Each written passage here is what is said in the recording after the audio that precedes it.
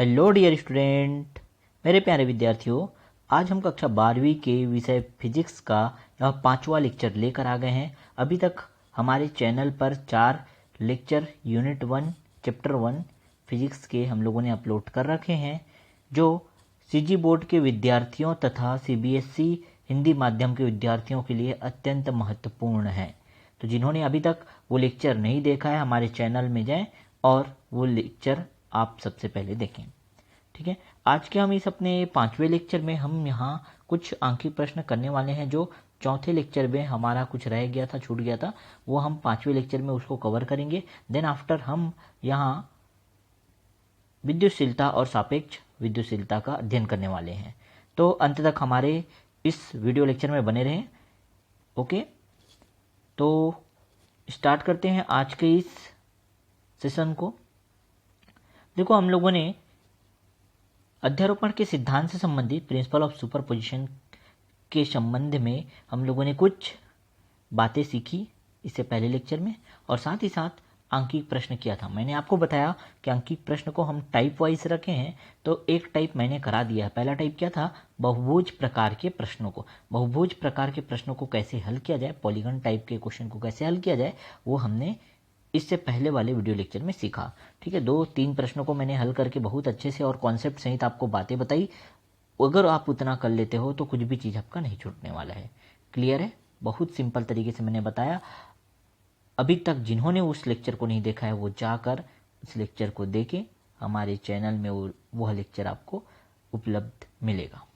ठीक है, चलो आज हम यहाँ देखेंगे कि जो अध्यारोपण के सिद्धांत के अंतर्गत दूसरा प्रश्न जो है एग्जाम में पूछता है, आंकिक प्रश्न के तौर पर हम लोग बात कर रहे हैं यहाँ, तो दूसरा या दूसरे टाइप का आंकिक प्रश्न या न्यूमेरिकल क्वेश्चन जो पूछता है वह है संतुलनावस्था में तीसरा आवेश। ठीक है, third charge in equilibrium type. मतलब आपके पास 2 चार्ज रखे हुए हैं। इस तरह से एक बार मैं इसको बता दूं ये है क्या। 2 चार्ज मान लो रखा है, और अगर आपको एक तीसरा चार्ज, कोई तीसरा चार्ज और रखने बोल रहा है, थर्ड चार्ज और ला के रखना है, तीसरा आवेश और लाकर यहाँ पे रखना है, और ऐसा रखना है कि ये संतुलन अवस्था में आ जाए, इक्विलिब्रियम में आ जाए। ठीक है, तो इससे संबंधित प्रश्न बहुत ज़्यादा इंपॉर्टेंट है। ये बहुत ज़्यादा इंपॉर्टेंट प्रश्न है, बोर्ड एग्जाम में भी इससे प्रश्न बनते हैं, और साथ ही साथ प्रवेश परीक्षा के लिए तो है ही इंपॉर्टेंट। ठीक है, तो इसको हम लोग देखेंगे, बहुत अच्छे से आज समझेंगे। देखो, तो सबको समझ आ गया क्या है, कैसा क्वेश्चन आने वाला है। ठीक है, ये कर लेते हैं। उसके बाद हम लोग विद्युतशीलता को पढ़ेंगे, परावैद्युतांक को पढ़ेंगे, जिसको मैंने कूलाम के नियम के बाद कहा था कि एक लेक्चर जब मैं आपको प्रोवाइड कराऊंगा जिसमें हम लोग विद्युतशीलता और सापेक्ष विद्युतशीलता को सीखेंगे। तो ये 2 आंकिक प्रश्न हम यहाँ कर लेते हैं। ठीक है, देन आफ्टर हम लोग विद्युतशीलता और सापेक्ष विद्युतशीलता को अच्छे से समझेंगे। ठीक है, तो देखो, इस तरह के या इस टाइप के प्रश्न को हल करने का तरीका हम लोग सीखने के लिए मैं एक क्वेश्चन लेके आया हूँ। देखो ध्यान से, प्रश्न है 2 आवेश +q तथा +4q है, एक तीसरा बिंदु आवेश कहाँ रखा जाए जिससे वह संतुलन में आ जाए। प्रश्न ऐसा है, समझ रहे हो बच्चों। पहले से क्या है, 2 ठो आवेश रखा है। 2 आवेश कौन कौन सा है? एक है +q आवेश और दूसरा है +4q आवेश। इस तरह से रखा हुआ है। ठीक है, अब एक आपको तीसरा बिंदु आवेश रखना है। देखो ध्यान दो, यहाँ तीसरा बिंदु आवेश धन आवेश होगा कि ऋण आवेश, इसके बारे में नहीं बताया है। आप कुछ भी ले सकते। तीसरा बिंदु आवेश रखना है और इस तरह रखना है कि ये जो सिस्टम है, ये जो तंत्र है, ठीक है, वो क्या हो जाए, संतुलन अवस्था में आ जाए। क्लियर है? अब देखते हैं इसको हल करने का तरीका क्या रहेगा। ठीक है, ध्यान से समझना सारे बच्चे। देखो यहाँ मैं चित्र भी अच्छे से बनाया हूँ, सबको समझ आएगा। ठीक है, तो सबसे पहले आप लोग देखो कंडीशन क्या क्या हो सकता है। मैं जूम करके दिखा रहा हूँ आप सभी को, ये रहा कंडीशन। देखो क्या क्या हो सकता है, कई बच्चे क्या सोच सकते हैं और कौन सा सही कंडीशन रहेगा, ये हम देखते हैं। ठीक है, चलो भाई, 2 ठो बिंदु आवेश दिया था, यहाँ दिख रहा है आपको, एक ठो +q, एक ठो दिख रहा था क्या, +4q दिख रहा है। ठीक है, ये दोनों दिया हुआ है। ठीक है, +q को मैंने पहला बिंदु आवेश बोला और +4q को मैंने दूसरा बिंदु आवेश बोला। अब तीसरा बिंदु आवेश को रखना है। किसको रखना है? q को रखना है। q मान लो हम लोग तीसरा बिंदु आवेश लिए और उसको रखना है, वो भी q कैसा लिया, +q लिया। कोई जरूरी नहीं है +q ही लोगे। ठीक है, क्योंकि प्रश्न में तो मेंशन नहीं किया ना, आप +q भी ले सकते हो और -q भी ले सकते हो, लेकिन हमने इस क्वेश्चन को सॉल्व करने के लिए +q लिया है। ठीक है, तो देखो तीसरा बिंदु आवेश प्लस क्यू है, अब उसको कैसे रखेंगे कि ये जो सिस्टम है, ये जो तंत्र दिख रहा है आपको, पूरा संतुलन अवस्था में आ जाए। तो देखो ध्यान से समझना सभी लोग, ठीक है। एक जो है बिंदु आवेश पहले से रखा था, ये मान लेते हैं पहला बिंदु आवेश है, ठीक है, और ये क्या है प्लस क्यू। दूसरा बिंदु आवेश क्या है प्लस 4Q, ठीक है, ये दूसरा बिंदु आवेश है। अब हमको इस पर एक और तीसरा आवेश को रखना है कि संतुलन में आ जाए। तो आवेश को रखने की जगह कहाँ कहाँ है, कहाँ पे रख सकते हैं? तो भाई चलो मान लो इधर रख दिया मैंने, कहाँ रख दिया? यहाँ पे, ठीक है, यहाँ पे रख दिया, दिख रहा है बाहर में सब। यहाँ पे मान लो मैंने प्लस क्यू को रख दिया, ये तीसरा बिंदु आवेश है। अब होगा क्या बच्चा, देखो प्लस क्यू को अगर मैं यहाँ रखा हूँ तो हो क्या रहा है, देखो इस बिंदु आवेश पर, इस प्लस क्यू आवेश पर कैसे कैसे बल लगेगा। तो ये पहले के कारण है, देखो ये पहले के कारण है, ये पहले के कारण इस प्लस क्यू पर बल लगा, क्योंकि पहला वाला भी क्या है प्लस क्यू है, ठीक है, स्मॉल क्यू, और ये कैपिटल प्लस क्यू है। तो दोनों प्लस प्लस हैं, इसलिए क्या हो गया, इनके बीच जो बल लगेगा, इसके और ये तीसरे बिंदु के बीच, इसको तीसरा बिंदु दे देते हैं, जो बल लगेगा वो हमेशा क्या रहेगा, प्रतिकर्षण बल रहेगा। और प्रतिकर्षण बल लगेगा तो इस तरफ लगेगा, ये प्रतिकर्षण मतलब उसको दूर फेंकने की कोशिश करेगा, और इसको नाम दे दिया क्या, F1। 1 के कारण बल लगा, जो इस पर 1 के कारण बल लगा, F1 लिख दिया उसको, ठीक है, शॉर्टकट, ठीक है। इसको लिखना है ऐसे था, वैसे हम लोगों ने सीखा था कि F3 1 लिखते, 3 पर 1 के कारण बल, लेकिन उतना डिटेल में नहीं लिखेंगे हम, सीधा यहाँ समझ गए कि हाँ 1 के कारण लग रहा है, तो इसको लिख दिया क्या, F1, ठीक है। समझ आया, इस दिशा में बाहर की तरफ क्यों लगा, ये समझ आया ना सभी को, ठीक है भाई। चलो अब दूसरे बिंदु के कारण भी वही स्थिति होगी, दूसरे बिंदु आवेश के कारण यहाँ पे भी, क्योंकि प्लस 4Q आवेश है और यहाँ पे प्लस Q आवेश है, तो ये दोनों प्लस प्लस, ये भी प्लस, ये भी प्लस। अब क्या होगा, फिर यहाँ पे प्रतिकर्षण लगा, तो प्रतिकर्षण किधर लगेगा, यहाँ बाहर की तरफ। अब ये बाहर की तरफ फेंकेगा इसको, ये कौन सा है भाई, बाहर की तरफ फेंकेगा, चलो समझते हैं। तो F2 लगा, इधर कौन सा बल लगा, F2 बल लगा, कौन सा बल लगा, F2 बल लगा। तो F2 बल भी जो है किधर लगा, इधर ही लगा, ये F2 बल है, दिख रहा है। तो F1 भी इधर ही लगा और F2 भी इधर ही लगा, दोनों बल किधर लग रहे हैं, बाहर की तरफ लग रहे हैं। तो जरा मुझे बताओ बच्चा, दोनों एक ही दिशा में उधर ही लग रहे हैं, तो ये संतुलन में हो सकते हैं क्या?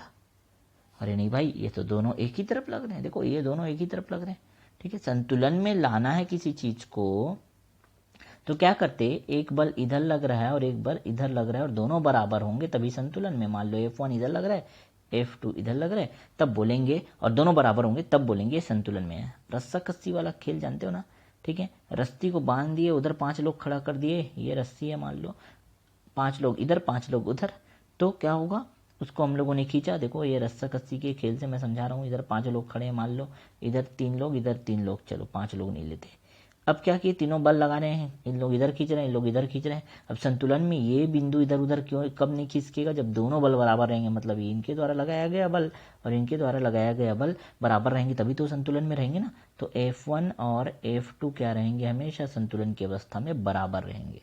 समझ आ रहा है बात। लेकिन हुआ क्या, इस वाले चित्र में मैंने उसी चित्र को बनाया, ध्यान से देखो, ये वाला है। यहाँ क्या हो रहा था, F1 और F2 दोनों क्या लग रहे थे, बाहर की तरफ लग रहे थे, इसलिए ऐसा स्थिति बिल्कुल भी संभव नहीं है, इसलिए तो गलत है भाई, ठीक है। अभी तक मैं समझा रहा हूँ कि कैसे हमको उस चीज को सोचना है, समझ आ रहा है बात। तो ये तो बिल्कुल हमने लिया वो गलत पॉइंट है, बिल्कुल गलत है, ऐसा नहीं ले सकते उसको, उस उधर बाहर यहाँ पे हम लोग नहीं रख सकते। तब कहाँ रखेंगे, तब कहाँ रखेंगे, देखो और भी चित्र हमारे पास, उसको अच्छे समझते हैं। अब ये जो एक बिंदु और 2 बिंदु था, चलो भाई राइट साइड में नहीं रख सकते थे, तो इधर लेफ्ट पे लाके रख दिए। अब लेफ्ट पे रखे तो क्या प्रॉब्लम हुआ, क्या प्रॉब्लम हुआ, देखो बेटा, इस प्लस क्यू पर फिर से अगेन देखो, इस जो लेफ्ट में लाके हमने रखा प्लस क्यू, उस पर ये 1 के कारण, इस 1 के कारण इधर क्या लगेगा, फिर से प्रतिकर्षण बल लगेगा, जिसको F1 बोला। और इस 2 के कारण, 2 के पास भी प्लस आवेश था, इसलिए इस पर भी क्या लगेगा, प्रतिकर्षण बल लगेगा, इसको F2 बोला। अब दोनों बल फिर उधर लग रहे हैं, दोनों बल उधर लग रहे हैं, तो दोनों तो बराबर नहीं, बराबर और दिशा विपरीत होगा तभी तो संतुलित कर पाएंगे। अब दोनों एक ही तरफ चल रहे हैं तो बल तो संतुलित होने का बात ही नहीं उठता, समझ रहे हो। लेकिन हमको क्वेश्चन में क्या बोला कि उसको संतुलन में रखना है, इक्विलिब्रियम में रखना है। तो ये प्रश्न बिल्कुल जो है पूछा गया, उसके अकॉर्डिंग हमारा ये केस जो है फुलफिल नहीं करता, गलत है। समझ आया, दोनों बल समान दिशा में लग रहे हैं तो दोनों बल तो जुड़ जाएंगे ना। कहाँ से कैंसिल किए, दोनों को अगर कटा देते, कैंसिल कर देते और यहाँ पे जो परिणामी बल आता वो शून्य अगर आता तब वो संतुलन में रहता। तो ये वाला केस भी नहीं है, ये वाला भी केस क्या है, गलत है। दोनों केस, ये वाला केस भी गलत, ये और देखो ये वाला केस भी गलत और ये वाला भी केस गलत। अब क्या करते हैं, राइट साइड में रखा गलत, लेफ्ट साइड में रखा गलत, क्यों ना यार हम बीच में रख के देखते हैं। अब देखो थर्ड केस वही है, थर्ड केस पे क्या किया हमने, बीच पे रखने का कोशिश किया।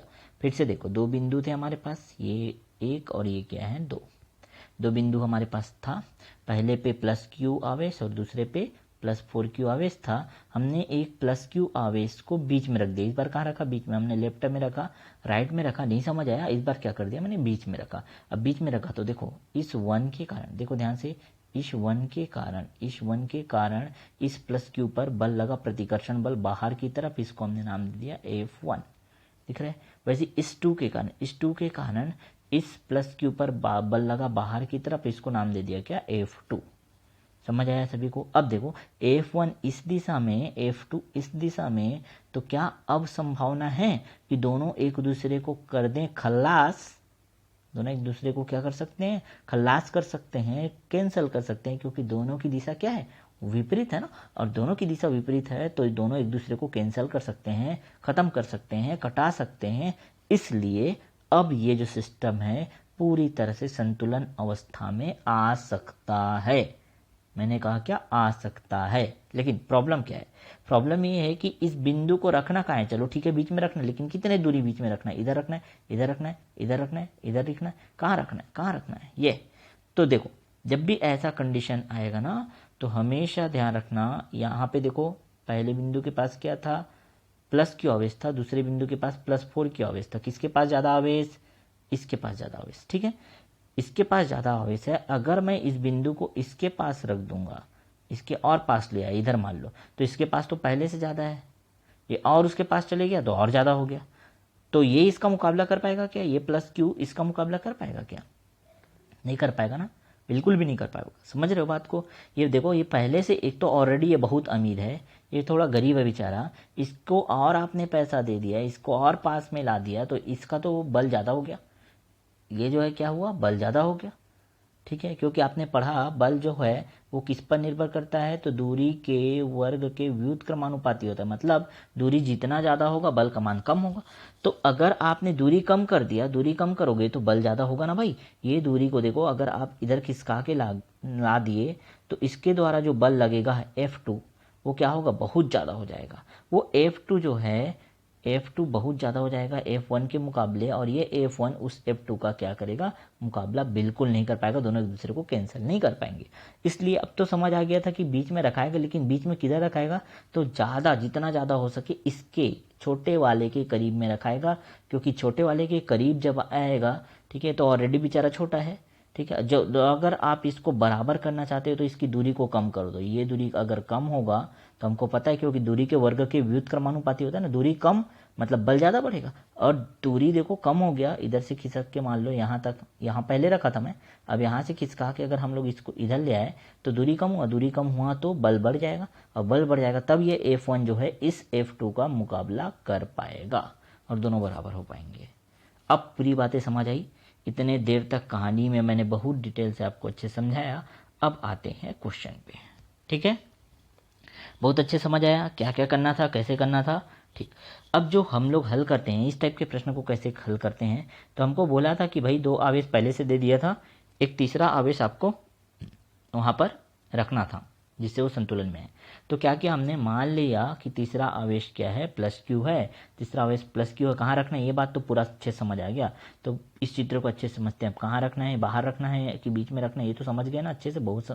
यहाँ मैं बहुत आसानी से आपको एकदम सरल शब्दों में समझाया, ठीक है। अब समझ आ गया कि कहाँ रखना है, हाँ बीच में रखना है। क्यों रखना है बीच में, समझ आया, इधर भी नहीं रखना है, इधर भी नहीं रखना है, ये प्लस Q आवेश को इस बीच में रखना है। क्यों बीच में रखना है, तो सभी लोगों को समझ आ गया, ठीक है। और क्या बताया, एक और चीज़ बताया कि इसको जिसका आवेश कम है उसके पास रखना है, ज़्यादा आवेश वालों के पास नहीं रखना है। तो इसको हमने क्या किया, मान लो इस प्लस Q आवेश, क्योंकि प्लस Q आवेश का मान कम है इसलिए इसके पास लाया। तो मान लेते हैं ये 1 से, है ना, पहले आवेश से कितना दूरी पर है, x दूरी पर रखा है, ठीक है। और प्रश्न में इसी दूरी को तो हमको ज्ञात करना है, संतुलन अवस्था में रखने के लिए वो दूरी कितना होगा, बस यही।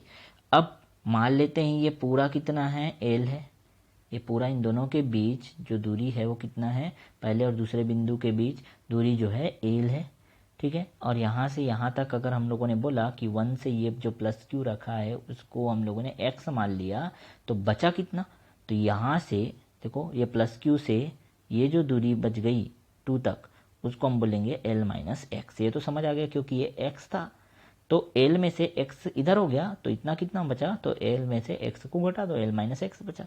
ये भी समझ आया चित्र, अच्छे समझ सभी को, ठीक है, समझ गए।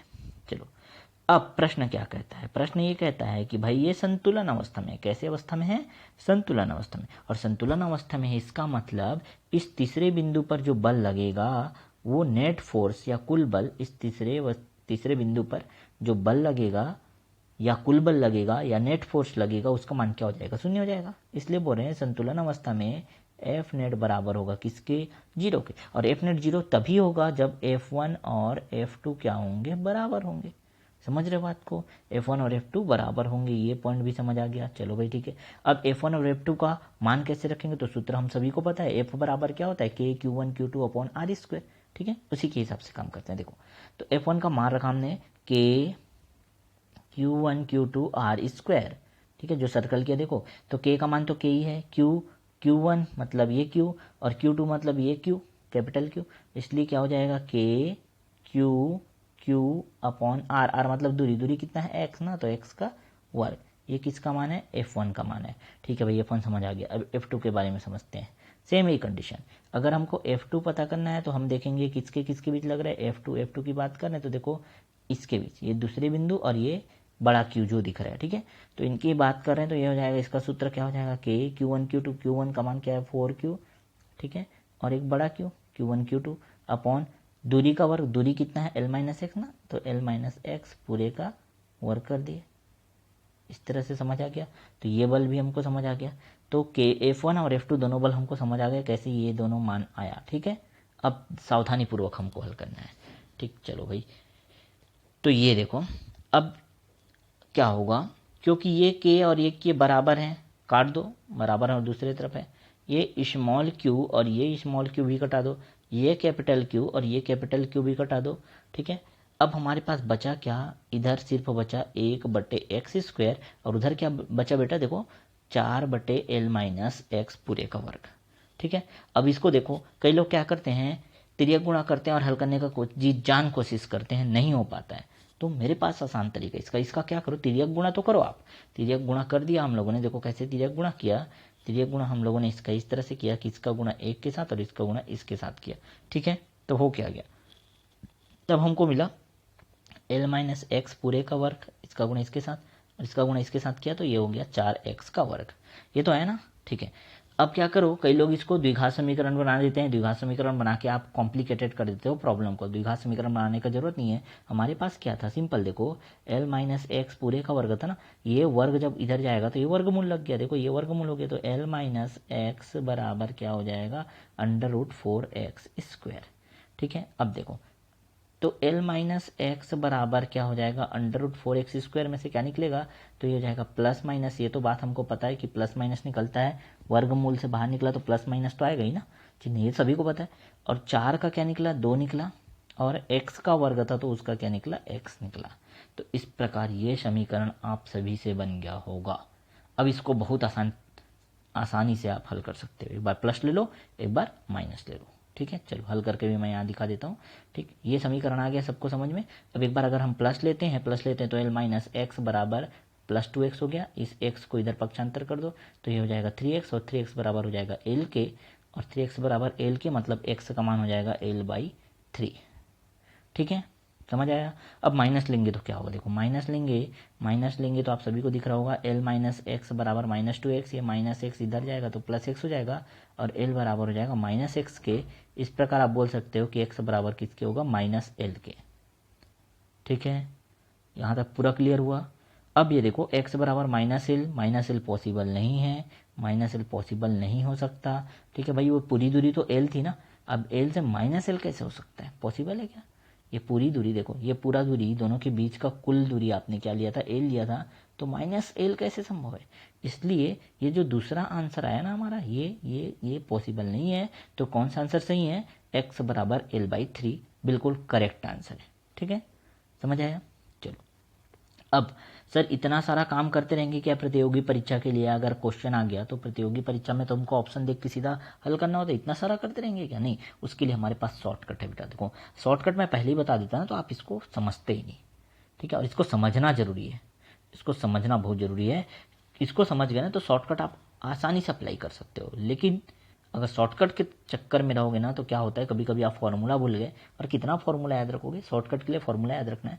ठीक है, तो इसलिए उसको तो छोड़ो, वो तो बात की बात है, फॉर्मूला याद रह गया तो एग्जाम टाइम में आप अप्लाई कर दिए, जल्दी से आंसर लिया। ठीक है, तो शॉर्टकट क्या होता है, देखो जब भी इस तरह का कंडीशन होता है, इस तरह के कंडीशन कहने का मतलब देखो, दोनों आवेश प्लस प्लस, जैसे यहाँ था प्लस क्यू था और प्लस 4q था। ठीक है, दोनों आवेश प्लस प्लस हो या दोनों आवेश माइनस माइनस हो, और अगर आपको एक तीसरा आवेश रखने को कहता है, अगर आपको एक तीसरा आवेश इन दोनों के बीच में रखो बोलता है, देखो बेटा प्लस प्लस हो या माइनस माइनस, आप तीसरा आवेश कुछ भी ले सकते हो, प्लस भी ले सकते हो, माइनस भी ले सकते हो। ठीक है, जब भी रखने कहता है, अगर ऐसा कंडीशन आता है तो आप क्या करोगे, तीसरा आवेश जो रहेगा उसको छोटे आवेश के पास रखोगे। जैसे यहाँ पे क्या था प्लस क्यू और यहाँ पे क्या था प्लस 4q, तो आप क्या करोगे, वो जो आवेश है तीसरा आवेश, उसको ये प्लस क्यू के पास में रखने का कोशिश करोगे। ये तो शॉर्टकट है, अच्छे समझ आया। ठीक है, अब देखो तब हमारा सूत्र क्या बनेगा, जो छोटा आवेश, अब जो छोटा आवेश है उसके पास में आपने रख दिया और उसका दूरी कितना बताया आपने, x बता दिया, तो ये जो दूरी है उसका सीधा शॉर्टकट सूत्र हमारे पास है। हम क्या करेंगे, x बराबर सीधा सा हम लोग एक सूत्र लगा देंगे, क्या, √Q1 upon √Q2 plus √Q1 गुणा L। ये शॉर्टकट सूत्र है, जहां Q1 क्या है, Q1 हमेशा छोटा आवेश लोगे। Q1 क्या होगा, Q1 हमेशा छोटा आवेश को लेना है। जैसे इसी प्रश्न में प्लस Q और प्लस 4Q था, तो छोटा कौन हुआ, प्लस Q है ना, तो Q1 का मान क्या रखोगे, प्लस Q को रखोगे।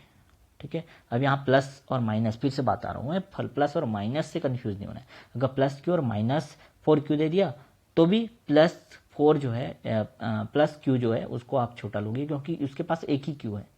आप यहाँ पे दिशा की बात नहीं करोगे, चिन्ह को नहीं देखोगे। ठीक है, चलो अब इससे कैसे आंसर निकालेंगे, तो देखो शॉर्टकट तरीका, x बराबर हमने सूत्र लगाया था, ये सूत्र दिख रहा है या सर्कल लगाए, हाँ। Q1 का मान कितना था बेटा, देखो आपको याद आ रहा होगा, Q1 का मान इसी प्रश्न में मैंने हल किया, इसलिए यहाँ पे दिखाने को फिर से, Q1 का मान तो Q था ना। ठीक है, और Q2 का मान कितना था, Q2 का मान 4Q था, प्लस फिर से Q1 सूत्र के हिसाब से देखते जाओ, फिर इसका मान Q1 का मान Q था, और L तो L था बेचारा।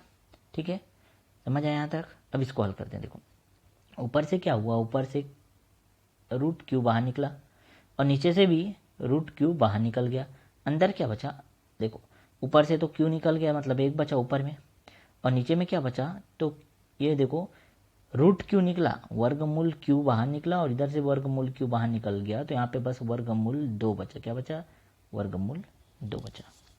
ठीक है, समझ रहे हो बात को, वर्गमूल 2, सॉरी वर्गमूल 4 बचा, यहाँ ऐसा है, थोड़ा कंफ्यूज हो गया था, वर्गमूल 4 बचा। ठीक है, अब वर्गमूल 4 बचा तो ये Q तो कैंसिल ही हो गया। ठीक है, अब क्या हो गया, वर्गमूल 4 बचा यहाँ पे, और क्या बचा, प्लस यहाँ पे 1 बचा है ना, वर्गमूल 4 प्लस 1 बचा। चलो एक बार फिर से इसको समझा रहा हूँ शॉर्टकट को, x बराबर क्या था, x बराबर Q1, देखो ये सूत्र को हमको लगाना है। ठीक है, Q1 का मान है Q वर्गमूल के अंदर में, और वर्गमूल के अंदर में Q2 का मान कितना है, 4Q, प्लस वर्गमूल के अंदर में फिर से Q1 का मान Q ही है। ठीक है, और गुणा क्या है, L है। ऊपर में क्या होगा, ये वर्गमूल Q को रखते हैं और नीचे से भी वर्गमूल Q को बाहर निकाल लेते हैं, तो अंदर क्या बच गया, देखो अंदर बचा 1, और ये वर्गमूल Q बच निकला, तो ये बच गया वर्गमूल 4 प्लस यहाँ पे आ गया कितना, 1। ठीक है, तो ये Q को कैंसिल कर दो। अब ध्यान से देखो इधर क्या बचा, 1 और वर्गमूल 4 धन 1, एक ऊपर में और वर्गमूल 4 धन 1 कहाँ, नीचे में, तो वर्गमूल 4 का क्या हो गया, देखो ये हो गया ऊपर में 1 और वर्गमूल 4 का कितना हो गया, 2 हो जाए ना, वर्गमूल से बाहर निकला तो 2 और 1 ऑलरेडी था, तो हो जाएगा 1। ठीक है, और गुणा में क्या रहेगा, गुणा में रहेगा एल, ये गुणा में एल रहेगा।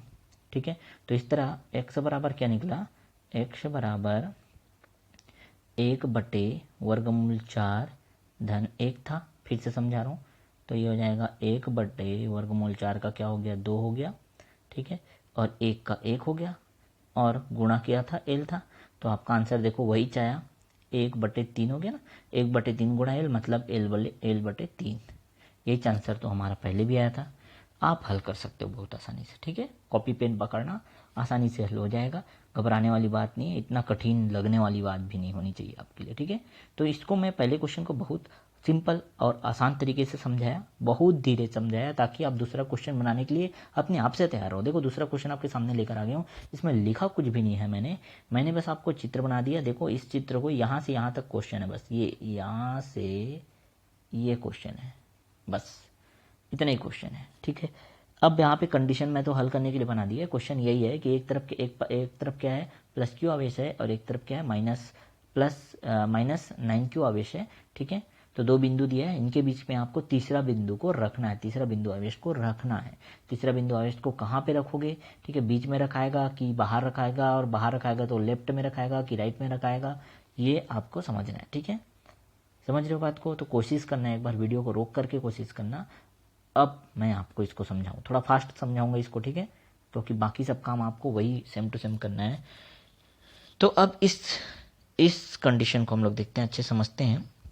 मान लो ये जो तीसरा आवेश है ना हमारे पास बच्चा, तीसरा आवेश कौन सा है, प्लस क्यू, इसको बीच में रख दिया मैंने। इस बार क्या किया, बीच में रख दिया। देखो बीच में रख दिया तो देखो इस 1 के कारण, इस प्लस क्यू के कारण इस बड़े वाले प्लस क्यू पर क्या लगेगा, तीसरा जो आवेश है ये तीसरा है, और इस पर क्या लगेगा, प्रतिकर्षण बल लगेगा। किधर लगेगा, तो इधर इस तरफ F1 लिखा हमने इसी को। ठीक है, F1 इधर लगा, ये F1 इधर लगा इस पे। ठीक है, उसी प्रकार ये क्या है, ये देखो दूसरा जो हमारे पास आवेश है -9Q है ना, वो क्या करेगा, -9Q इस तीसरे आवेश प्लस Q को आकर्षित करेगा। तो ये F2 इधर लगेगा, इस दिशा में आकर्षित कर रहे, अपनी तरफ खींच रहे। ठीक है, अब फिर से देखो F1 का भी दिशा वही, F2 का भी दिशा वही, तो फिर क्या कैंसिल हो पाएगा, क्या दोनों कैंसिल होते हैं तब तो संतुलन अवस्था में हो पाएगा ना, तो कैंसिल ही नहीं हो पा रहे, इसलिए यहाँ संतुलन अवस्था में नहीं, मतलब इस बार बीच में रखना नहीं है, बीच में रख ही नहीं सकते, ये कंडीशन गलत है कि ये बीच में रहेगा। बात सभी को समझ आया। चलो भाई, बीच में नहीं रहेगा तो कहाँ, लेफ्ट साइड रख के देखते हैं। ठीक है, बीच में नहीं तो कहाँ, लेफ्ट में रख के देखते हैं। चलो भाई लेफ्ट में रख दिया, इधर रख दिया, तीसरे बिंदु को कहाँ रख दिया, इधर रख दिया। अब जैसे इधर रखोगे, देखो पहले आवेश के कारण इस पे प्रतिकर्षण लगेगा, क्योंकि ये भी प्लस पहले आवेश के कारण यहाँ प्रतिकर्षण लगा, F1 लगा उस दिशा में। ठीक है, और दूसरे आवेश के कारण, दूसरा आवेश कौन सा है, -9Q। देखो दूसरा आवेश क्या है, -9Q, इसके कारण इस पर क्या लगा, आकर्षण बल लगा, F2 इस दिशा में। अब बात बन सकता है, एक बल जो है इस दिशा में, एक बल इस दिशा में, तब दोनों एक दूसरे को कैंसिल कर सकते हैं, ये संभावना है। इसलिए ये जो लेफ्ट साइड में हमने रखा वो बिल्कुल सही है। अब आप में से कोई बोलेगा सर राइट में भी तो ऐसा हो सकता है, दोनों की दिशा अलग अलग हो सकती है, लेकिन आप राइट में क्यों नहीं लिए। चलो भाई राइट में भी चेक करते हैं। ठीक है, राइट में मान लो इधर राइट साइड में मैंने इस तीसरे बिंदु को रख दिया, चलो भाई रख दिया मैंने। ठीक है, अब इसके कारण देखो, इस 1 के कारण, इस 1 के कारण, ये जो 1 बिंदु है कहाँ, ये रहा, इस 1 बिंदु के कारण इस पर जो है क्या लगा, प्रतिकर्षण लगा, F1। ठीक है, और इस 2 बिंदु, दूसरे बिंदु के कारण, क्योंकि माइनस आवेश था, इस पर क्या लगा, आकर्षण लगा, F2 की दिशा इधर हो गई।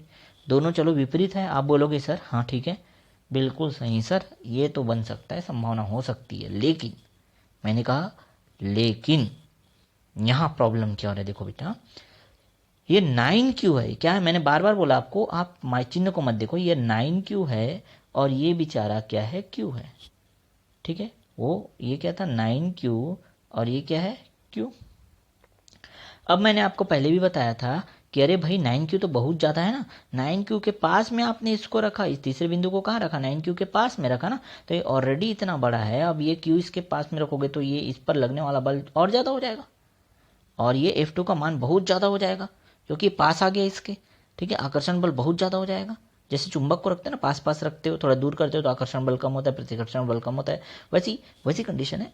यहाँ आपने उसको अगर रखा तो इन लोग पास आ गए और करीब आ गए, करीब आ गए तो ये F2 का मान बहुत ज़्यादा हो जाएगा, और इस F2 का मुकाबला ये F1 बेचारा नहीं कर पाएगा। क्यों नहीं कर पाएगा? क्योंकि ऑलरेडी ये तो Q के कारण, एक ठो Q है मात्र, समझो एक ठो Q के कारण लग रहा है ये वाला बल, और ये तो 9 ठो Q, 9 गुना तो वैसे ही ज़्यादा हो गया वो ऑलरेडी, ऊपर से आपने इसको इसके पास रख दिया तो और प्रॉब्लम।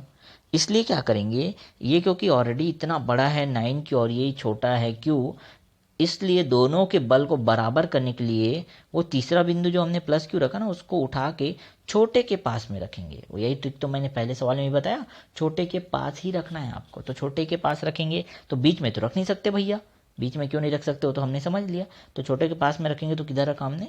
लेफ्ट साइड में रखा। अब समझ आया सभी को? समझ आया? अब देखो, छोटे के पास में रखा, छोटे आवेश के पास में, तो उसका दूरी हमने क्या ले लिया? x ले लिया, और कुल दूरी कितना था? ये l था, स्मॉल l। ये चित्र में सभी को स्पष्ट समझ आ रहा है, ठीक है? चलो, क्लियर हुआ? चलो यहाँ तक आ गए। अब क्या करना है हमको? वही कहानी फिर से संतुलन की अवस्था में लानी है ना। तो संतुलन की अवस्था में क्या होता है? एफ नेट, उस बिंदु पर जो टोटल फोर्स लग रहा है, कुल बल लग रहा है, वो कितना होना चाहिए? 0 के बराबर। तो एफ नेट बराबर है किसके? 0 के। एफ नेट बराबर है 0 के, एफ नेट बराबर 0, इसका मतलब है F1 बराबर है किसके? F2 के, ठीक है? और F1 और F2 का मान डाल दो बेटा। देखो F1 का मान कैसे करेंगे? F1 का मान 1 के कारण लगना, नहीं, ये 1 के कारण, तो एक तो Q1 और ये हो जाएगा क्या? Q2। ये हो जाएगा Q1 और ये हो जाएगा क्या? Q2। सूत्र हम लोग बता रहा हूँ मैं, सूत्र हम लोग जो यूज़ करते हैं उसके बारे में बात कर रहा हूँ। ये हो जाएगा K Q1 Q2 upon R square, यही होता है ना सूत्र, ठीक है? इसी पे मान रखना है। तो F का मान क्या होगा? किसकी बात करें? F1 की, है ना? तो चलो भाई F1 की बात करेंगे। तो Q1 की जगह में क्या हो जाएगा? ये हो जाएगा Q1 की जगह में F1 बराबर K, Q1 की जगह में हो जाएगा Q, ठीक है भाई, और Q2 की जगह में हो जाएगा कैपिटल Q अपॉन R का वर्ग, मतलब दूरी का, और दूरी कितना है? देखो दूरी x है, तो x का वर्ग कर दिए। ये हो गया पहला बल F1 के कारण, ठीक है? अब देखो F2 के कारण, F2 के कारण भी समझ लेते हैं, इसी चित्र में देखते हैं। F2 के कारण मतलब इस 2 के कारण लग रहा है, 2 के कारण लग रहा है, तो इस बार क्या होगा? F2 का जो बल होगा हो जाएगा K Q1 मतलब इसको रख दो। मैं बोला बार बार चिन्ह के साथ नहीं रखना है आपको, सीधा 9Q हो जाएगा Q1, और Q2 मतलब ये कैपिटल प्लस Q जो है, तो इसको Q रख दिया हमने, अपॉन दूरी का वर्ग। दूरी अब देखो, इस 2 से इस तीसरे बिंदु तक की दूरी कितनी होगी? ये दूरी को समझो अच्छे से, 2 से इस दूरी को, तो ये तो ऑलरेडी यहाँ से यहाँ तक कितना है? यहाँ से यहाँ तक L है। देखो बच्चा, यहाँ से यहाँ तक कितना है? L है, ये वाला L है, और ये कितना है? X है ना। तो क्या हो जाएगा? पूरा दूरी L प्लस X हो जाएगा, L प्लस X पूरे का वर्ग, दूरी का वर्ग होता है, ठीक है? इस प्रकार आप देखोगे तो ये दोनों मान आपको अच्छे समझ आ गया, मैं आपको स्क्रीन पे लिख के भी आपको समझा दिया, ठीक है?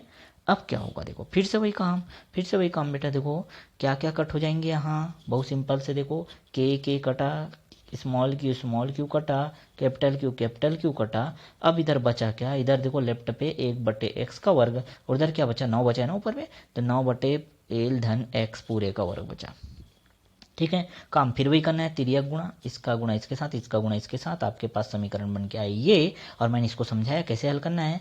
तो L प्लस एक्स पूरे का वर्ग बराबर क्या होता है? 9x का वर्ग, ठीक है? तो इसका वर्ग जो है उधर भेज दिया आपने, उधर भेज दिया तो क्या हो गया? वर्गमूल बन गया। तो L प्लस एक्स बराबर वर्गमूल 9x का वर्ग हो गया, ठीक? अब 9x का वर्ग आ गया, तो L प्लस एक्स वर्गमूल से क्या निकला? प्लस माइनस निकला, तो ये हो जाएगा देखो L प्लस एक्स बराबर प्लस माइनस 9x का वर्ग था, उसको हम क्या लिख सकते हैं? 9 का निकल गया 3, और x का वर्ग का x निकल गया बाहर, ठीक है? तो प्लस माइनस 3x आया। अब दो बार इसका काम करने के बाद प्लस ले लो, एक बार माइनस ले लो, एक प्लस ले लो, एक बार माइनस ले लो। प्लस लोगे तो ये आंसर आएगा, और माइनस लोगे तो ये आंसर आएगा। फिर से वही बात, x का मान जो है -L/4 कैसे हो सकता है? पॉसिबल है क्या -L/4? नहीं ना, संभावना नहीं बनती है इसकी, ठीक है? इसको आप छोड़ दोगे, इसको नहीं लोगे, आंसर जो रहेगा ये सही रहेगा। आप उस पर मार रख के भी देख सकते हो, ठीक है? चलो, तो ये बात समझ आया कैसे आंसर आया यहाँ तक, हम लोगों ने इस तरह के सवाल को भी कैसे हल किया। सबसे इंपॉर्टेंट था कहाँ रखना है बिंदु को, ठीक? इसके लिए भी मैंने शॉर्टकट नोट लिखा। अब देखो यहाँ पे अगर ये जो है स्थिति पहला तो समझ आ गया था कि दोनों प्लस प्लस होंगे या दोनों माइनस माइनस होंगे तो कैसे रखना है, ठीक है। लेकिन यहाँ क्या हुआ, अगर एक ठो प्लस और एक ठो माइनस आ गया तो क्या करना है हमको, तो हमको बिंदु आवेश को, जो तीसरा आवेश है वो बाहर रखाएगा। कहाँ रखाएगा, बाहर। लेकिन किसके पास बाहर, मतलब ये राइट साइड में रखाएगा कि लेफ्ट साइड में रखाएगा, तो वो डिपेंड करता है कि जिसका मान छोटा है। जैसे यहाँ पे क्या था इस क्वेश्चन में था क्या, प्लस क्यू, और एक तो था क्या -9q। तो कौन छोटा, मैं मात्रा की बात कर रहा हूँ, मात्रे में ये छोटा है ना, तो इधर रखा हमने, लेफ्ट साइड पे रखा था, ठीक है। लेकिन मान लो अगर यहाँ पे 10q और 9q रहता तो हम उस बिंदु को उठा के इधर रखते। समझ रहे हो बात को, ठीक। तो ये शॉर्टकट है, और इसके लिए शॉर्टकट के लिए मैंने यहाँ पे एक सूत्र भी बनाया है। आप इस सूत्र पे फिर से वही सब मान रख के सेम टू सेम आंसर निकाल सकते हो, ठीक है। ये शॉर्टकट है, देखो अभी रख के फिर दिखाता हूँ मैं। सूत्र दिख रहा है सभी को, सूत्र देख लिया ना। अब देखो वो दूरी का मान निकालना है, एक्स का मान क्या होता है, तो Q1 का मान कितना था, Q ही था ना, और Q2 का मान कितना था, 9Q था, 9Q, ठीक है। वर्गमूल के अंदर रख दो भाई, माइनस, इस बार माइनस होता है, ठीक है। सूत्र या ट्रिक जो है कहो, जो भी कहो, ये ऐसा होता है, और गुणा क्या होता है, L, ठीक है। अब ऊपर में क्या हो जाएगा, ऊपर से ये √Q बाहर निकला, नीचे से भी √Q बाहर निकला, तो अंदर में क्या बचेगा, देखो यहाँ पे 1 अपॉन √Q बाहर निकल गया, तो यहाँ बचा √9, ठीक है, और ये हो जाएगा -1। क्लियर हुआ, ठीक है। इतना समझ आया, ये कट गया। अब इसको देखो ध्यान से, ये जो 9 है ना, ये 9 जो है क्या हो जाएगा, इसका वर्गमूल निकला, और वर्गमूल से बाहर आ गया, तो ये कितना बन जाएगा, ये बन जाएगा कितना बच्चा, ये बन जाएगा 3। तो 3 - 1 हो गया, और 3 - 1 मतलब आंसर कितना आ गया यहाँ पे 2, तो 1/2 गुणा L, ठीक है। मतलब L/2 आप लिख सकते हो। देखो L/2 हमारा आंसर भी आया था, L/2 हमारा आंसर भी आया था, ठीक है। तो इस तरह से आप आसानी से हल कर सकते हो, ठीक। थोड़ा न्यूमेरिकल था, बहुत आसानी से मैंने समझाया, और अगर आप इसको समझ के अच्छे से एक बार और अपने कॉपी में नोट करते हो ना, पूरा क्लियर हो जाएगा, पूरा। आपको कहीं और देखने और समझने का ज़रूरत ही नहीं है। क्लियर है ना, चलो ठीक है। आते हम लोग आज के नेक्स्ट टॉपिक पे, जो है क्या, विद्युतशीलता तथा सापेक्ष विद्युतशीलता। बहुत इंपॉर्टेंट है ये भी। आज तो इसको ख़त्म करनी है, लेक्चर बड़ा होगा तो भी, ठीक है, कोई इशू नहीं है। आप 2 बार करके आधे आधे टाइम पे करके देख लेना, लेकिन अच्छे से इसको ख़त्म करना ही है। आज का लेक्चर थोड़ा बड़ा हो सकता है, 1 घंटे से ज़्यादा का हो सकता है, ठीक है। तो समझते हैं इसको, विद्युतशीलता तथा सापेक्ष विद्युतशीलता। इसको कहते हैं परमिटिविटी एंड रिलेटिव परमिटिविटी, ठीक है। इसी को पराविद्युतांक भी कहते हैं। बुक में पराविद्युतांक लिखा होगा, ठीक है, पराविद्युतांक पदार्थ, है ना। तो ये क्या है, इसको समझते हैं।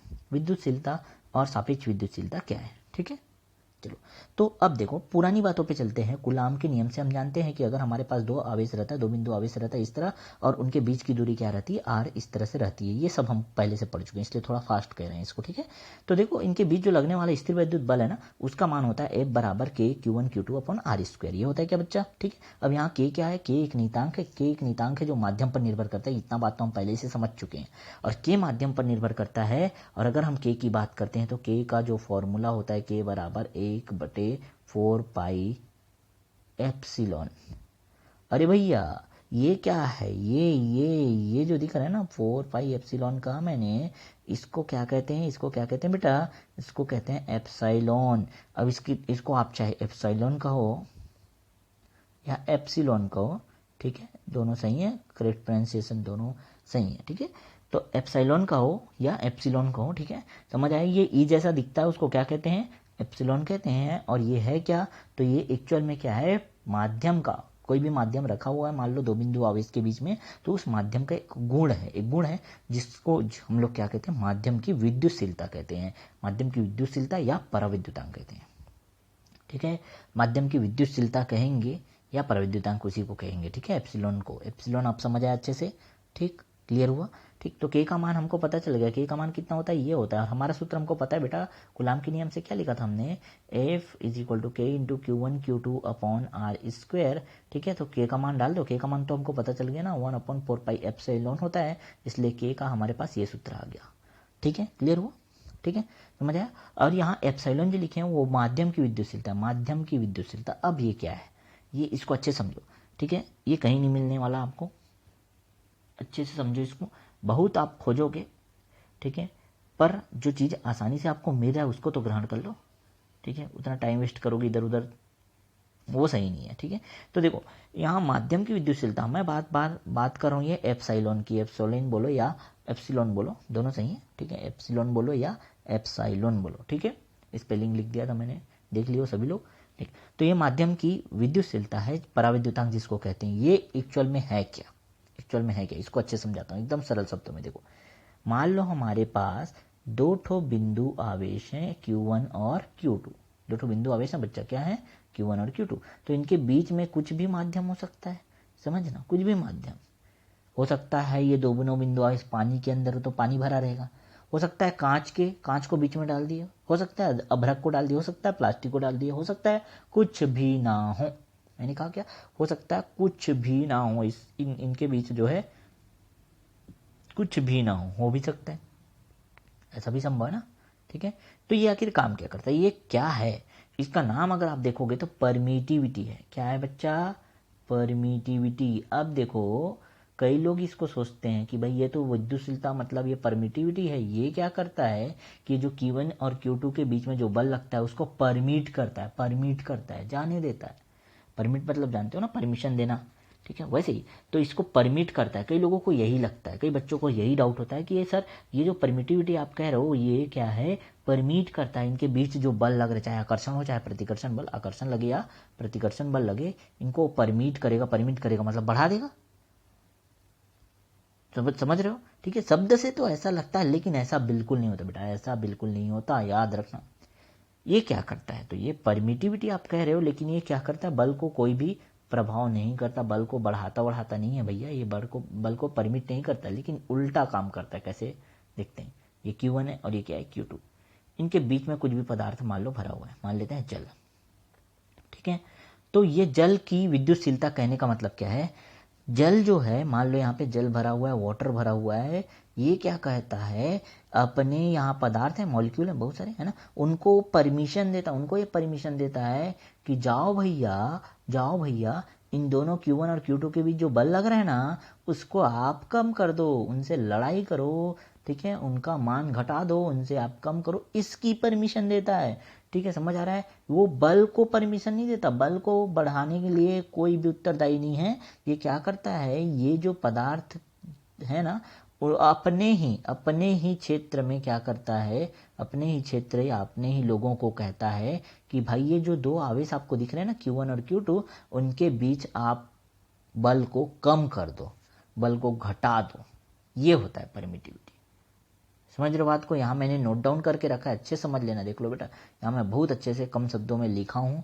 ठीक, अब हुआ क्या, इतना चीज़ समझने के बाद हमको ये चीज़ समझ आ गया कि अरे भाई हाँ, अगर हमारे पास Q1 और Q2 दो ठो माध्यम है और ये Q1 और Q2 दो ठो आवेश है और इसके बीच में कोई माध्यम रखा हुआ है, तब क्या होगा, तब माध्यम अगर रखा हुआ है ना, माध्यम रखा हुआ है तो वो क्या करता है, बल को कम करेगा। मतलब अगर एप्सिलॉन, क्योंकि एप्सिलॉन क्या है, एप्सिलॉन क्या है, माध्यम की विद्युतशीलता, अगर माध्यम की विद्युतशीलता को आप बढ़ाओगे, ठीक है, क्योंकि वो परमिशन करता है, परमिट करता है कि जाके बल को कम करो, तो जितना ज़्यादा ये एप्सिलॉन की वैल्यू को बढ़ाओगे आप, ठीक है, इसको जितना ज़्यादा बढ़ाओगे वो बल को उतना ही कम कर देगा। ये बात तो अच्छे समझ लो, समझ आया, बहुत अच्छे समझ आए, ये भी आप अच्छे से नोट करके लिख लेना।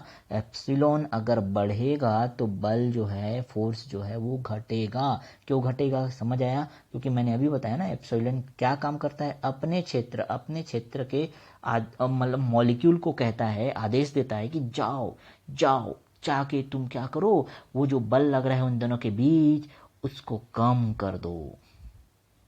समझ रहे हो बात को।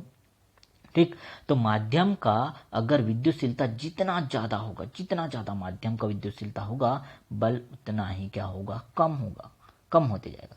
ठीक है, लेकिन अगर सोचो उसके बीच में कोई माध्यम ही नहीं रखें, माध्यम ही नहीं रखेंगे तो क्या रहेगा, निर्वात में रहेगा, या तो निर्वात में रहेगा या तो वायु में रहेगा। ठीक है, वायु भरा रहेगा। ठीक है, अब देखो अगर उसके बीच में कोई बल नहीं है ना, कोई बल नहीं है निर्वात में या वायु में, तब ये वायु है मान लो, या निर्वात है, कुछ नहीं है। निर्वात मतलब जानते हो ना, खाली जगह। ठीक है, अब ये Q1 और Q2 दो ठो आवेश हैं और इनके बीच कुछ भी नहीं है, कुछ नहीं है, कुछ भी नहीं है, तो इसको निर्वात कहते हैं। अब निर्वात में क्या होगा, क्योंकि कुछ है ही नहीं, कुछ है ही नहीं, तो वहाँ पे उसके मॉलिक्यूल रहेंगे क्या, उसके कुछ कण रहेंगे क्या, रहेंगे नहीं, रहेंगे नहीं, तो किसको परमिशन देगा कि जाके बल को कम करो, समझ रहे बात को। इसलिए याद रखना, निर्वात के लिए हम लोग लिखते हैं एप्सिलॉन नॉट। नॉट मतलब होता है नहीं, कुछ भी नहीं है, इसलिए विद्युतशीलता नहीं होती है। और एप्सिलॉन नॉट जो वायु या निर्वात की बात करें, वायु या निर्वात के लिए, दोनों के लिए हम लोग एप्सिलॉन नॉट लिखते हैं, और वायु या निर्वात के लिए एप्सिलॉन नॉट जो होता है ना, वही सबसे कम होता है, वही सबसे कम होता है। और क्योंकि ये कम होता है, इसलिए निर्वात में अगर आपने दो आवेश को रखा है और उसके बीच का माध्यम क्या है, कुछ भी नहीं है, निर्वात है, वायु है, तब बल हमेशा ज़्यादा रहेगा। निर्वात की बात करें, और जब भी मैं निर्वात की बात करूंगा नॉट लगाऊंगा, और माध्यम की बात करूंगा तो एम लगाऊंगा। M for medium, M for medium, medium मतलब माध्यम, ठीक है। और अगर हम लोग निर्वात की बात करेंगे तो मैं हमेशा नॉट लगाऊंगा, जीरो लगाऊंगा, ऐसे, ठीक। यहाँ तक समझ आया? चलो, तो माध्यम की विद्युतशीलता वही लिखा है, देखो नेक्स्ट पेज में हम लोग, माध्यम की विद्युतशीलता रिक्त स्थान या निर्वात या वायु के लिए सबसे कम होती है, ठीक है, सबसे कम होती है। तो निर्वात के लिए यानी वायु के लिए जो स्थिर विद्युत बल होगा वो सबसे अधिक होगा, क्योंकि हमको पता है जब एप्सिलॉन का मान जो है वो कम होगा तो बल ज़्यादा होगा, और एप्सिलॉन का मान अगर ज़्यादा होगा तो बल कम होगा, ठीक है। तो कम किसके लिए होता है, याद रखना हमेशा, निर्वात या वायु के लिए विद्युतशीलता जो है या रिक्त स्थान के लिए सबसे कम होता है, ठीक है। इसलिए इनके लिए बल जो है वो सबसे अधिक होता है। तो ये मान कम, तो ये बल का मान अधिक। बल का मान अधिक कहाँ होगा, तो निर्वात में। ये प्रश्न भी बनता है, ठीक है। याद रखना, स्थिर विद्युत में अगर दो आवेश रखा हुआ है तो ये प्रश्न बनता है, ऑप्शन दे देता है ABCD। समझ रहे हो बात को ना अच्छे से? अगर आप कॉन्सेप्ट सीख के जा रहे हो तो आपको कोई प्रॉब्लम नहीं होने वाला, ठीक है। इसीलिए मैं कहता हूँ हमेशा बेस से पढ़ाता हूँ बच्चा मैं, ठीक है। चलो, अब निर्वात या वायु के लिए हम बात करें तो निर्वात या वायु के लिए ये बात तो हमको समझ आ गया, स्थिर विद्युत बल क्या होगा, सर्वाधिक होगा। क्लियर हुआ ना कैसे हुआ, ठीक। अब मैंने बताया कि निर्वात या वायु के लिए हम लोग एप्सिलॉन नॉट लिखेंगे, और कोई माध्यम के लिए मैं क्या लिखूंगा, एप्सिलॉन एम लिखूंगा, ठीक है। ये मैंने यहाँ पे नोट करके लिख भी दिया, ठीक। अब देखो, एप्सिलॉन नॉट जो है क्या है, निर्वात के लिए है, तो निर्वात के लिए जो विद्युतशीलता का मान है ना, वो आपको ये दिया हुआ है। याद रखने का जरूरत नहीं है, क्वेश्चन में अगर अंकित प्रश्न आता है ना तो क्वेश्चन पेपर में सामने में लिखा होता है आपके बोर्ड एग्जाम में, इसको रट्टा मारने का जरूरत नहीं है बेटा। फिर भी नॉलेज पर्पज से मैं बता दूं कि एप्सिलॉन नॉट का जो मान होता है ना, वो 8.85 गुणा 10⁻⁻12 कूलाम का वर्ग प्रति न्यूटन मीटर का वर्ग होता है, ठीक है। अब समझो बात को, अब समझो बात को। यहाँ पे हमने लिखा कि यहाँ माध्यम की जो विद्युतशीलता है सदैव बड़ी होती है निर्वात की विद्युतशीलता से। क्यों, पता ना, माध्यम है तो उसके पास कण रहेंगे, और कण रहेंगे तो क्या करते हैं, कण को आदेश दे देता है कि जाके बल को कम करो। लेकिन निर्वात के पास तो कोई कण ही नहीं रहता ना भाई, वो किसको आदेश देगा, तो बल कम नहीं होता। मतलब आप कहोगे कि एप्सिलॉन एम हमेशा ज्यादा होगा एप्सिलॉन नॉट से, ठीक है। और इसका दूसरा मतलब भी निकलता है, कैसे, एप्सिलॉन एम जो है ज्यादा होगा एप्सिलॉन नॉट से। इसका मतलब क्या है, क्योंकि एप्सिलॉन नॉट कम होता है इसलिए बल एप्सिलॉन नॉट का अगर मान कम है तो बल ज्यादा होगा ना वहां। और यहाँ क्या है, एप्सिलॉन एम में एप्सिलॉन एम का मान ज्यादा होता है, इसलिए बल जो है कम होता है। तो हम इसको ऐसा भी कह सकते हैं, यहाँ पे किसी माध्यम में बल जो है कम होगा किसी निर्वात के बल से। तो ये दो संबंध अच्छे से आपको समझ आया कि नहीं? जस्ट उल्टा होता है, देखो, क्योंकि हमको पता है एप्सिलॉन का मान बढ़ेगा तो बल का मान घटेगा ना भैया, ठीक है। तो यहाँ देखो, ये बड़ा है तो ये एफ एम जो है वो छोटा होगा, ठीक। और वैसे ही एप्सिलॉन नॉट जो है वो छोटा है, इसलिए एफ नॉट जो है बड़ा होगा। तो ये बात आपको समझना है, दोनों चीज अच्छे से। क्लियर हुआ? चलो नेक्स्ट देखिए यहाँ।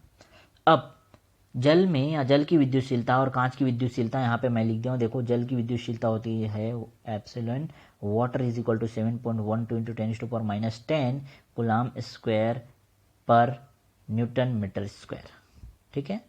और ग्लास के लिए या कांच के लिए हमने लिखा है 3.01 इंटू 10⁻11 कूलाम स्क्वायर पर न्यूटन मीटर स्क्वायर। अब प्रॉब्लम क्या हुआ बच्चा, समझो। प्रॉब्लम ये हुआ ना बेटा कि कितने सारे पदार्थ हैं हमारे यहाँ। अब इतने सारे पदार्थ का मान कोई रटते बैठेगा क्या, रटते रहेंगे क्या? तो उसके लिए एक उपाय निकाला गया, उसके लिए एक उपचार निकाला गया, और वो आया बन के क्या, वो आया उपचार जो बन के आया वो है, उसे ही हम क्या कहते हैं, सापेक्ष विद्युतशीलता, ठीक है। क्यों ना भाई वायु या निर्वात के आधार पर ही सभी माध्यम का विद्युतशीलता जो है हम निकाल सकें। वैज्ञानिकों ने सोचा कि भाई वायु या निर्वात तो है, उसी के लिए सबसे कम होता है, तो एक काम करते हैं ना यार कि जो जल का है ना, वो ऐसा बोल दें कि जल का जो विद्युतशीलता है ना वो निर्वात की विद्युतशीलता से 4 गुना ज़्यादा है या 6 गुना ज़्यादा है। समझ रहे हो बात को? ये कहना ज़्यादा आसान है, जबकि इनके मान को याद रखना थोड़ा मुश्किल है। समझ रहे हो बात को? ठीक है, तो ये तरीका निकाला गया और उसे ही हम क्या कहते हैं, सापेक्ष विद्युतशीलता कहते हैं। अब ये सापेक्ष विद्युतशीलता क्या है समझो। सापेक्ष विद्युतशीलता जिसे क्या कहते हैं, रिलेटिव परमिटिविटी कहते हैं। क्या कहते हैं, रिलेटिव परमिटिविटी। ये होता क्या है, तो किसी माध्यम की विद्युतशीलता तथा वायु या निर्वात की विद्युतशीलता के अनुपात को सापेक्ष विद्युतशीलता कहते हैं। किसी माध्यम की विद्युतशीलता एप्सिलॉन एम तथा वायु या निर्वात की विद्युतशीलता एप्सिलॉन नॉट के अनुपात को, अनुपात मतलब बटे, है ना, अनुपात को ही क्या कहते हैं, सापेक्ष विद्युतशीलता कहते हैं। और रिलेटिव परमिटिविटी कहने के कारण ही इसे हम एप्सिलॉन आर से दर्शाते हैं, आर फॉर रिलेटिव। ठीक है, तो रिलेटिव परमिटिविटी कह दी इसको। ये सूत्र सभी को समझ आया अच्छे से क्या, सापेक्ष विद्युतशीलता epsilon R is equal to epsilon M upon epsilon naught. ठीक है, एप्सिलॉन एम, देखो epsilon R is equal to क्या हो गया, epsilon M upon epsilon R, epsilon naught. तो epsilon M is equal to epsilon R into epsilon naught. ठीक है, ये भी आप लिख सकते हो। तो ये संबंध आपको समझ आ गया होगा। ये जो हमने सापेक्ष विद्युतशीलता का लिखा, ये और ये भी दोनों समझ आ गए क्या? ठीक, चलो अब इसी के साथ एक और इम्पोर्टेंट बात, क्योंकि हमको पता है एप्सिलॉन का मान जो है, एप्सिलॉन का मान जब बढ़ता है, ठीक है, तो बल का मान कम होता है। अब एप्सिलॉन का मान जब कम होता है तो बल का मान ज़्यादा होता है, ये हमको पता है ना। ठीक है, तो इसी से हम लोगों ने निकाला, देखो ये क्या हम लोगों ने संबंध निकाला, epsilon M is equal to epsilon R into epsilon not.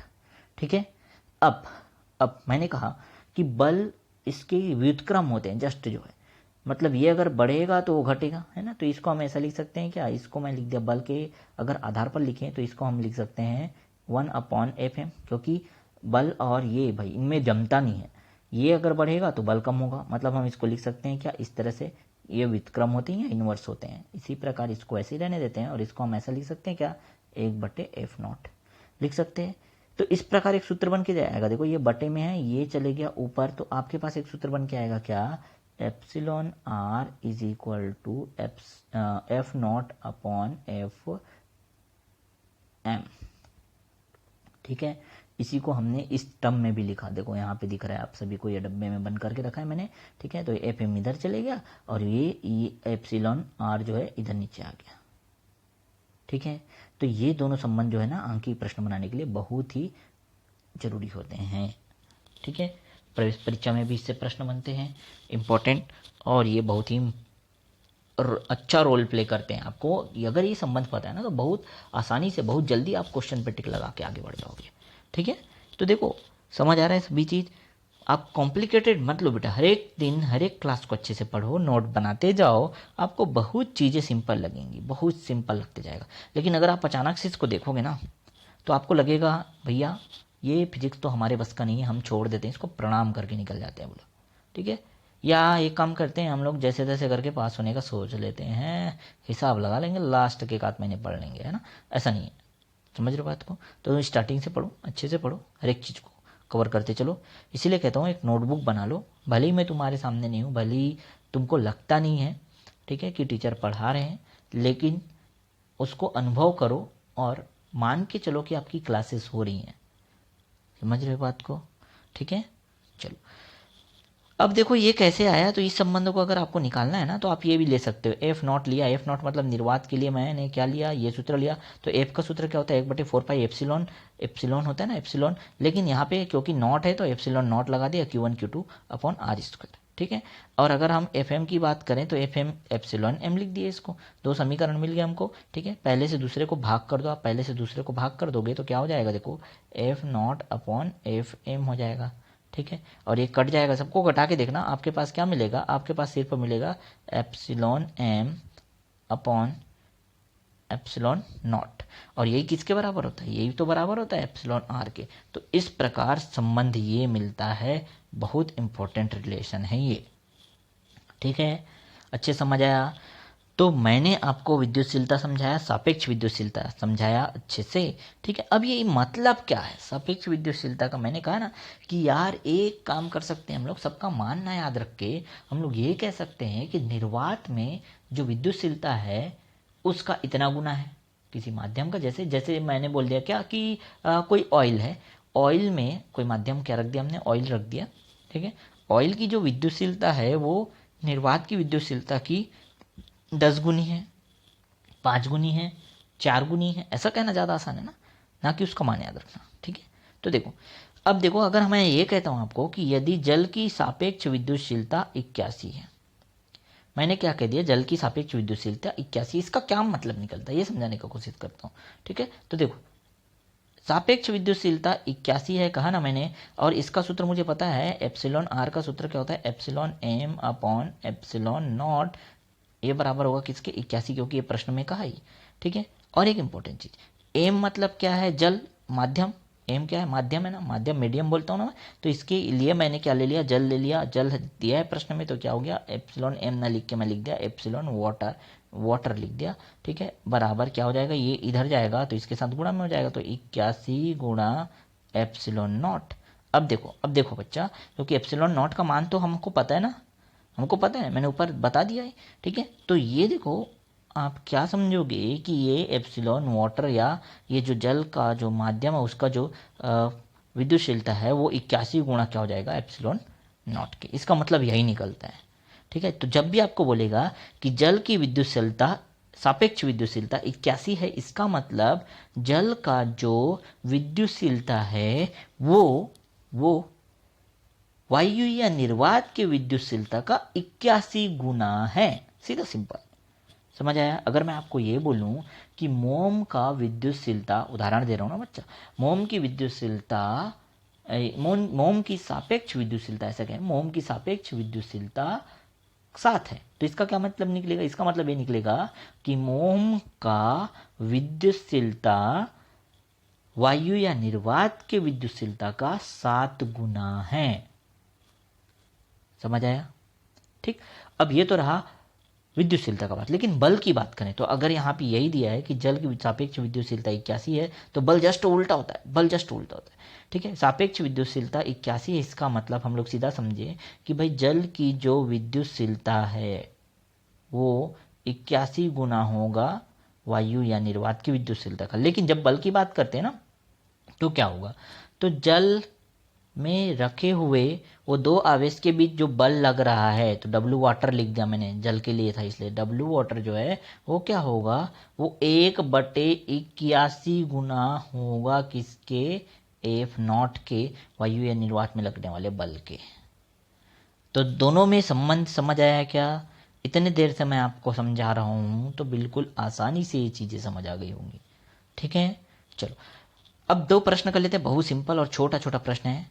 इतना देर तक ध्यान से देखियो बेटा। ठीक है, बहुत अच्छा है, आप इंक्रीज करते जाओ टाइम को।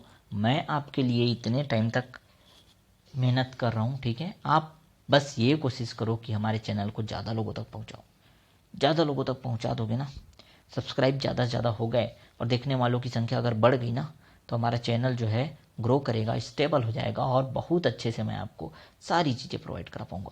फिर ये जो मैंने लिखा है ना, वो भी आपको मैं उसी नीचे में लिंक डाल दूंगा, आप उसे डाउनलोड करके रख सकते हो, नोट बना के भी रख सकते हो, या ऐसे ही नोट डाउनलोड करके रख सकते हो। आज लिखने का हमने मन नहीं हो रहा है तो कल लिख लिया, देख बस लिए, है ना, कुछ भी, सब फैसिलिटी फिर आपको मिलना स्टार्ट हो जाएगा। ठीक है, तो कोशिश करो बेटा, मैं बार बार कह रहा हूँ, आप लोग ज़्यादा बच्चों तक पहुँचाओ ना, ज़्यादा बच्चों तक पहुँचाओगे, शेयर कर दोगे तो कोई प्रॉब्लम नहीं होगा। ठीक है, तुमसे तो बहुत बच्चे जुड़े हैं, मुझे पता है, हर एक स्टूडेंट जो यहाँ है ना, जो मेरे लेक्चर को देख रहे हैं, उनसे बहुत बच्चे जुड़े हुए हैं। बस शर्त तुम क्या करते हो, तुम ना शेयर करना नहीं चाहते। ठीक है, तो करो बच्चा। ठीक है, चलो देखते हैं क्वेश्चन। देखें हम लोग, ये क्वेश्चन क्या कहते हैं। देखो, मैं इसको प्रश्न जैसे नहीं रखा हूँ, एकदम चित्र बना के आपको बस आपके सामने ला के रख दिया, पटक दिया, अब इसको हल करो बोल दिया मैं। ठीक है, देखो क्या है, हमारे पास 2 ठो स्थिति दिख रहा है, ये भी 2 ठो आवेश है। ठीक है, जिनके बीच की दूरी क्या डी है, ये भी 2 ठो आवेश है, सेम आवेश है, दो इनके बीच की भी दूरी क्या है, डी है। लेकिन ये जो पहला कंडीशन, इसको पहला बोल रहा हूँ, इसको दूसरा बोल रहा हूँ, पहले के बीच में क्या है, निर्वात है, कुछ नहीं है, तब बल कितना लगता है, एफ लगता है। लेकिन दूसरे के बीच में द्रव है, कोई द्रव भरा हुआ है, तो बल कितना लगता है, F/4 लगता है। तब द्रव की सापेक्ष विद्युतशीलता आपको निकालनी है। अरे भैया, द्रव की सापेक्ष विद्युतशीलता निकालनी है तो क्या करोगे, निर्वात में बल निकाल लो। निर्वात में बल क्या होगा, तो निर्वात में बल हमको पता है, F0 लेते हैं, और इसका मान कितना दिया, प्रश्न में F दिया है ना। ठीक है, चलो स्क्रीन को छोटा, ये जूम हटा देता हूँ तब आपको दिखेगा। तो हमको क्या, निर्वात में बल F0 का मान कितना दिया, F दिया, हमने रख दिया और सूत्र लगा दिया 1/4πε0 into Q1 Q2 upon d²। Are का वर्ग होता है, डी का वर्ग हो गया। ठीक है, अब द्रव में बल की बात करें तो द्रव में बल का मान तो खुद दिया है ना, क्वेश्चन में भी दिया है, F/4 होता है। तो इस तरह से ये समीकरण भी बन गया। ठीक है, तो समझ आया, ये दोनों समीकरण देखो एक बार, ये समीकरण और ये समीकरण आपको अच्छे से समझ आ गया होगा। ठीक, अब क्या करते हैं, क्योंकि हमको सापेक्ष विद्युतशीलता निकालने बोला है, हम भाग कर देते हैं। तो F0/F कर दिए, FM कर दिए, F0/FM। एम मतलब मीडियम, माध्यम। आप वहाँ पे द्रव दिया है तो वाटर भी लिख सकते हो, लिक्विड भी लिख सकते हो, जो लिखना है। ठीक है, चलो, तो हमने एम ही लिखा, इसको कोई प्रॉब्लम नहीं है। अब भाग कर दिए, तो भाग कर दिए तो देखो कैसे भाग हुआ, ध्यान से देखना यहाँ, इसको इससे भाग किए ना, तो ध्यान से भाग किया हम लोगों ने, तो क्या क्या कट जाएगा, ये पूरा कट गया इसके साथ। अब यहाँ पे एप्सिलॉन एम बचा है ना, यहाँ पे एप्सिलॉन एम और यहाँ पे एप्सिलॉन नॉट बचा हुआ है। ठीक है, Q1 Q2 ये तो पूरा कट गया। तो कुल मिला के एप्सिलॉन एम जो है वो ऊपर चले जाएगा, ऊपर चले गया तो ये स्थिति आ गई, और यही तो क्या है, एप्सिलॉन आर है। और यहाँ पे दोनों का मान रख दिए, इसका बल एफ दिया था और इसका बल कितना दिया था, F/4, ये रख दिया, तो एफ कट गया और ये बटे के बटे में जो है वो 4 ऊपर चले गया। तो ये आंसर आ गया, सभी को पता चला क्या ये। ठीक है, चलो, डायरेक्ट मेथड भी है। डायरेक्ट मेथड वही सूत्र वाला, देखो एप्सिलॉन आर बराबर क्या होता है, F0/FM। मान डाल दो, F0 का मान कितना दिया है, F दिया है, और FM का मान कितना दिया है, FM मतलब माध्यम में जो बल का मान है वो F/4 दिया, डाल दो, F कट जाएगा, 4 ऊपर चले जाएगा, 4 आंसर आएगा।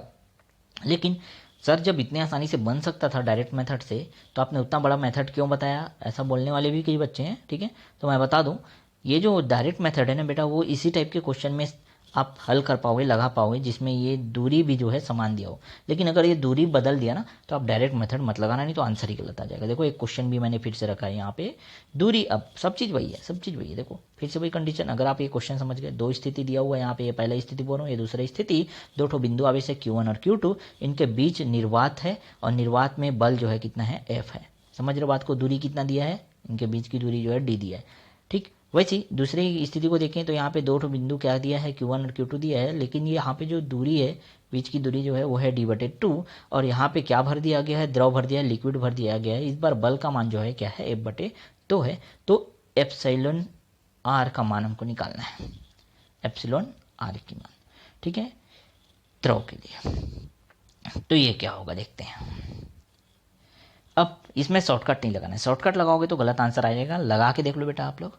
ठीक है, अब मैं यहाँ पे डिटेल मेथड में चलें, तो यही डिटेल मेथड तो सभी को पता है, निर्वात में बल निकाल लो, F दिया हुआ है, ये सूत्र लगता है, ये तो सभी को पता है ना, बार बार वही सूत्र तो लग रहे हैं। और द्रव में बल का मान निकालो, F में का मान कितना दिया, F/2 दिया है। अब ये सूत्र लगा दो।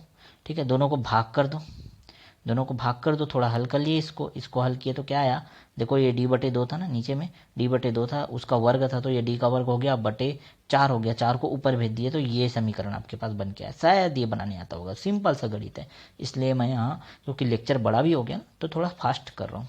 ठीक है, तो इसको आप अच्छे से कर लेना, इसको हल करने आता है, सिंपल सा गणित है, भाग करना है। फिर बेटा देखो, इसको उसको भाग दे देना, दोनों को आप भाग दोगे तो ये कंडीशन आपको दिख रहा है, अच्छे समझ आ जाएगा, भाग दोगे तो। ठीक है, यहाँ पे ये 4 मैंने काटा है इसको, देखो बाई मिस्टेक, यहाँ पे ये 4 नहीं है, ये वाला 4 सही है। ठीक है, 4 बस है वहाँ पे, 2 4 मत लिख देना। ठीक है, चलो, तो इसको आप जब हल करोगे तो कुल मिला के आपके पास ये स्थिति आएगी। अब F0 का मान कितना है, F है, और FM का मान कितना है, F/2 है, तो ये लिख दिया आपने, F/2 बराबर, इधर क्या आया, तो इधर आया F/m/4 गुणा F0। ठीक है, क्या हो जाएगा, ये F कट जाएगा और ये 2 ऊपर चले जाएगा, तो इस प्रकार ये हो जाएगा क्या, 2 बराबर क्या हो जाएगा, F/m/0 का मान क्या होता है, F/r होता है, और ये ये जो 4 जो है इधर देखो बटे में था, उधर जाके क्या हो जाएगा, 2 के साथ गुणा हो जाएगा, तो 4 दूनी कितना हो जाएगा 8। तो आपके पास ये epsilon R is equal to क्या हो गया 8 आ जाएगा। आसानी से आप देख सकते हो, यहाँ मैंने हल किया, स्क्रीन में भी आपको हल करके दिखाया। ठीक है, तो इतना आपको उम्मीद करते हैं आज का लेक्चर जो है समझ आया होगा। ठीक है, मैं इसको छोड़ना नहीं चाहता था, इतने सारे चीज़ों को आज कवर करना ही था हमको, आगे हमको टॉपिक भी पढ़ाना है ना, तो फिर 2 लेक्चर लेके आता, उससे अच्छा मैंने इस एक लेक्चर में इसको ख़त्म किया। टाइम ज़रूर ज़्यादा हुआ, लेकिन अच्छे से आप क्या करोगे, पढ़ोगे, इसको ध्यानपूर्वक आप पढ़ोगे। फिर भी अगर डाउट होता है न्यूमेरिकल में तो मुझे ज़रूर पूछोगे, कमेंट बॉक्स में कमेंट करोगे। न्यूमेरिकल में और सेपरेट और अच्छे से बनाने का कोशिश करूँगा, अगर कुछ बातें समझ नहीं आई होगी तो। बट मैंने बहुत ही सिंपल तरीके से, सिंपल वे से आपको बताने का कोशिश किया, बहुत ही सरल शब्दों में हम लोगों ने इसको समझा। ठीक है, उम्मीद करते हैं आज का लेक्चर बहुत अच्छा लगा होगा आपको। ठीक है, यदि अच्छा लगा तो हमारे इस वीडियो को लाइक करें, अधिक से अधिक लोगों तक हमारे चैनल को शेयर करें। ठीक है, और अभी तक जिन बच्चों ने सब्सक्राइब नहीं किया वो सब्सक्राइब अवश्य करें। मैं बार बार आपको कह रहा हूँ सब्सक्राइब करो बेटा।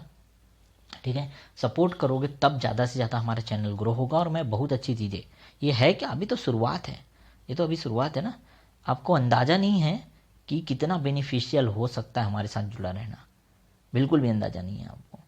ठीक है, तो एक बार जुड़े रहो, फिर देखना खुद ब खुद आपको लगेगा कि हाँ कहीं से तो हमको कुछ कनेक्टिविटी मिली जो काफ़ी काम की है। सब लोग अपने फ़ायदे की बात करते हैं, मैं भी फ़ायदे की बात ये कह रहा हूँ बेटा कि जो चीज़ों को मैं 10 लोगों 20 लोगों तक पहुँचा रहा था अभी तक, वो मैं चाहता हूँ कि सब लोग तक पहुँच जाए, छत्तीसगढ़ के सारे बच्चों तक पहुँच जाए। ठीक है, बोर्ड में क्लासेस स्टार्ट होंगी थोड़े दिन बाद, तो ये कुछ इंपॉर्टेंट बातें रही। ठीक, जल्दी से जल्दी अब जिन्होंने अभी तक सब्सक्राइब नहीं किया वो सब्सक्राइब करो।